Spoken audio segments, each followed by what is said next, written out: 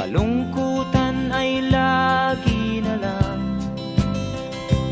kasiyahan ay minsan lang makamtan.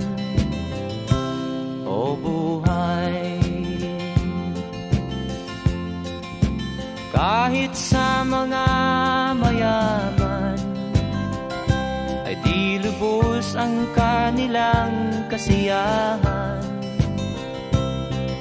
Sa buhay ng mahirap ay gayon din, lalo pat kay dami mong mga utang.